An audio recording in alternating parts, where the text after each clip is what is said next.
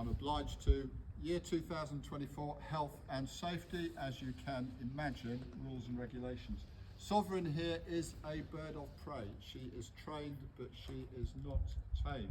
If you have any foodstuffs about your person, and I'm thinking beef or chicken sandwiches, or if you've got any mice in your handbags or pockets, please do not have them on display when she flies.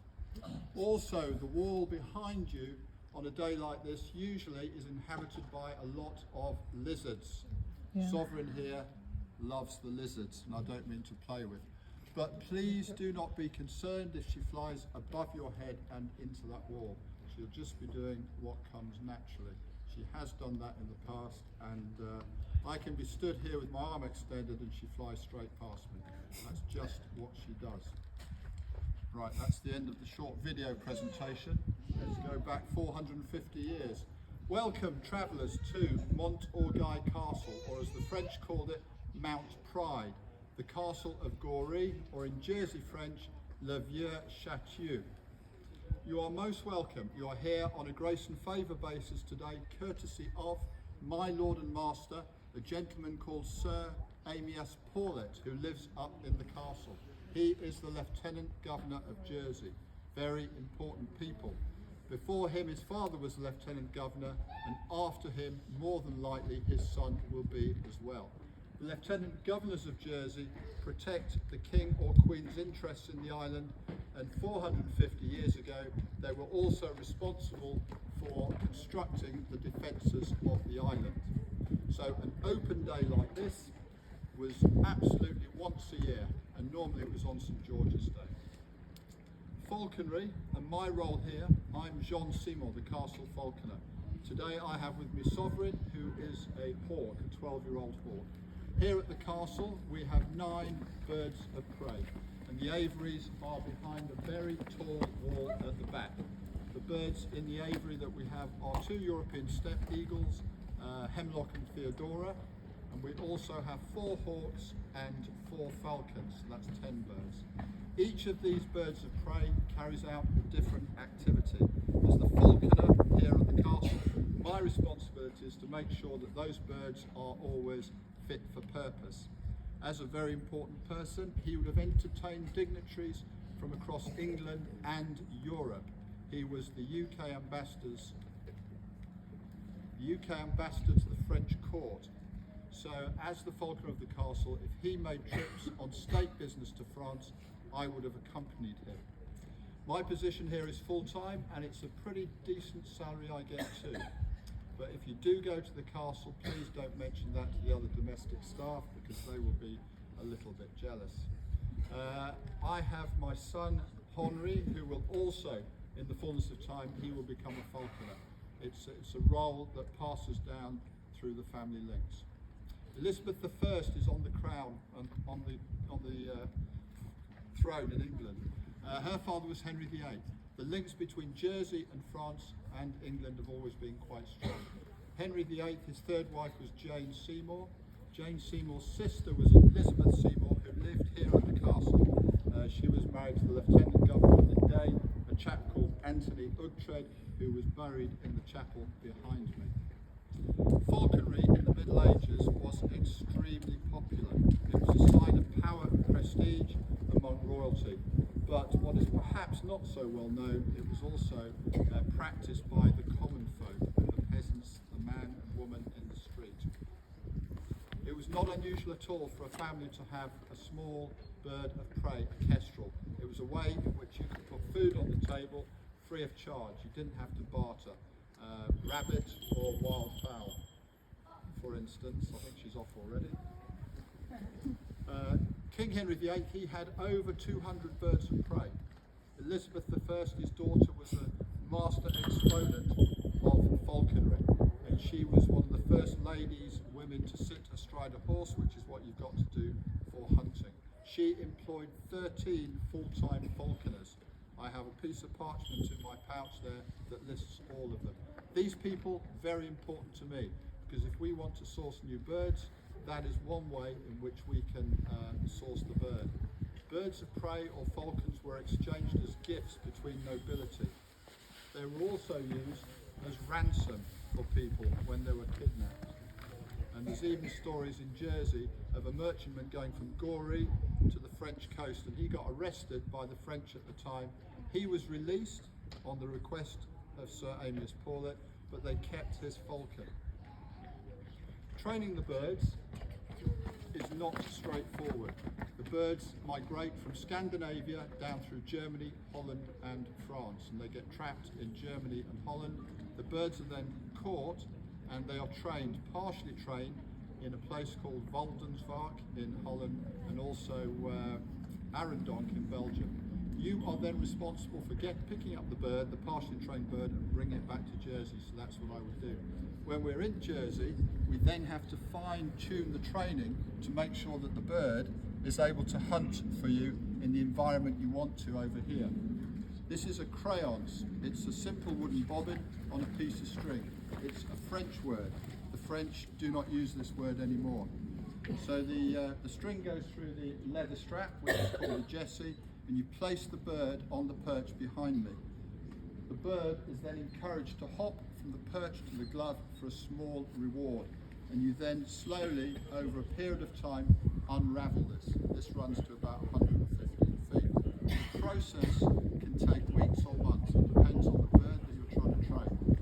After 6 months, when you think you've built the trust of the bird, at the moment of truth, you let the bird fly without the crayons.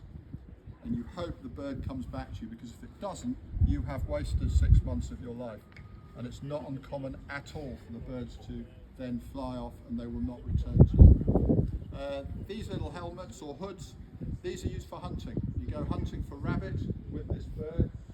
When the bird lands on its prey, it will devour the prey very, very quickly unless you can sprint over and separate the bird from the prey. If you're wealthy enough to have a horse, you have a horseman. So you get off the horse and you put the hood on the bird.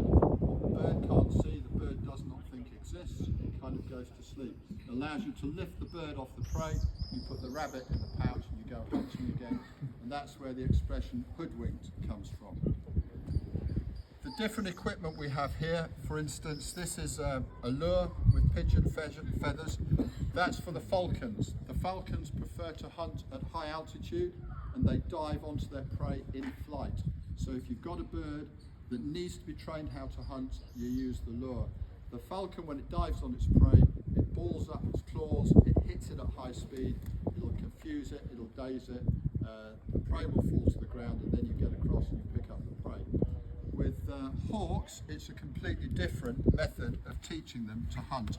So we use something called a dummy bunny. And what you do is you put the meat in the string here, a long piece of rope, and you haul this across the ground, and the bird gets used to diving on top of it. I don't like to show this to Sovereign because she carries it away. She's done that before.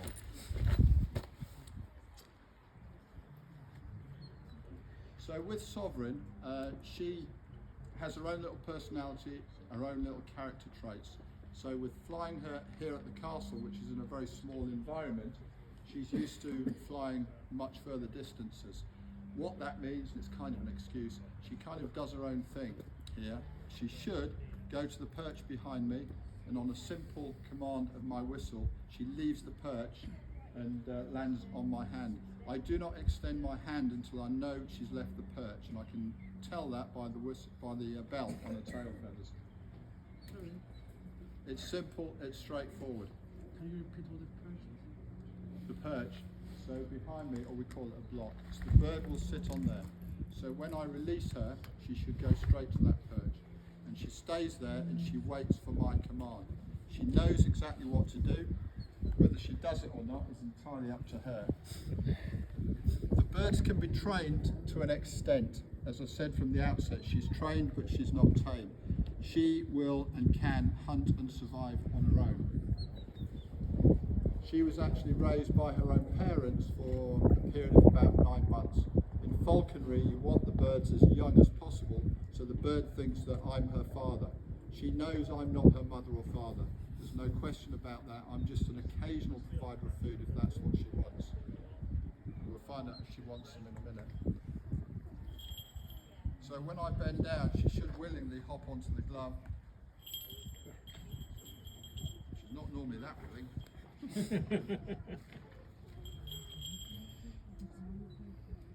Every morning, every day when you pick a bird up from the aviary, it's necessary to weigh them. This morning she was just under 2 pounds. So very light, very strong. And she only makes 2 noises. That one you're hearing, which is, I'm a bit uptight, I'm angry, can I please fly? And there's a little chirruping noise as well that they make.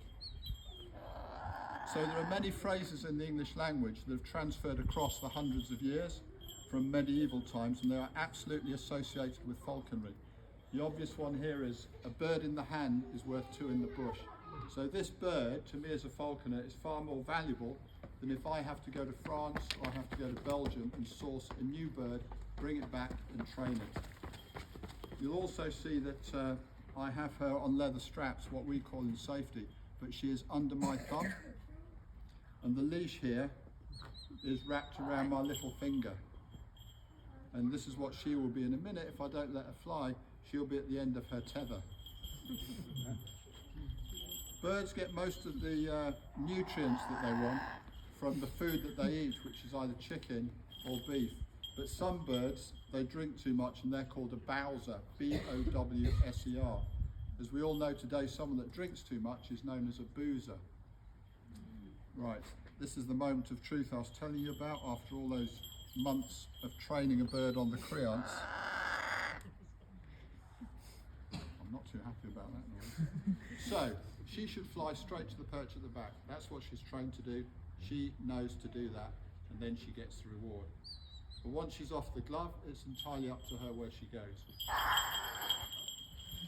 Well, that was a good start, wasn't it? The birds of prey are notoriously lazy. It's minimum effort for maximum reward. If I stood here and I put a piece of meat on here, she would be happy to fly backwards and forwards. What time is she due to go then?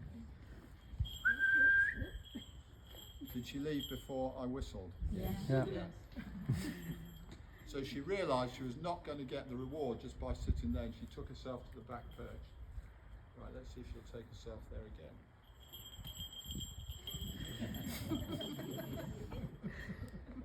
I tell you, probably one of us would have to go, because my Lord and Master would not be too happy.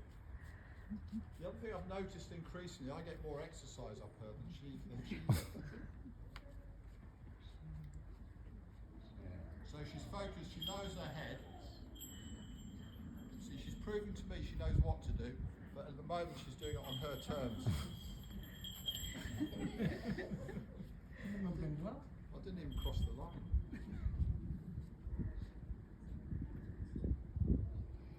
So she's still focused on me, that's good. She lowers her head between her shoulder blades, and before she leaves the wall, she'll lift and lower her left and right legs, normally.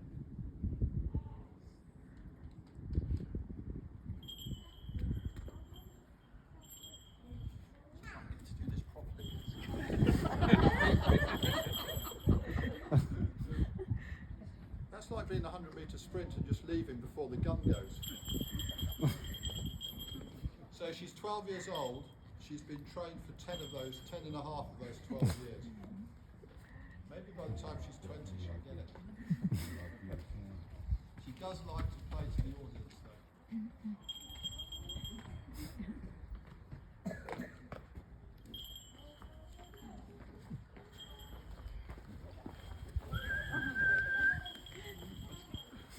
Tell me, which came first, the bird leaving the perch or the whistle?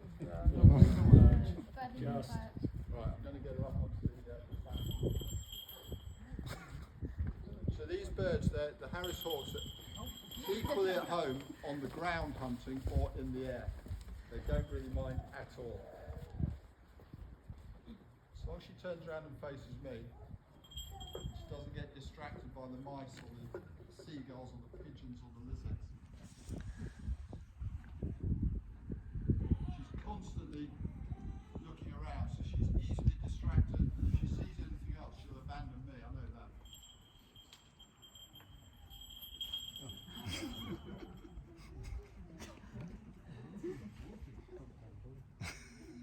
Today Today's a bad day.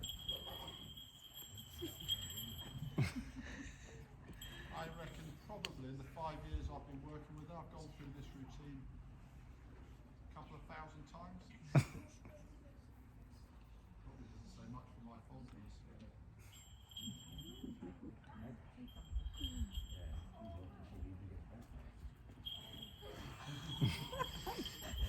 Yeah, this could be a long day. Right. Just let me know when it gets you 4 o'clock.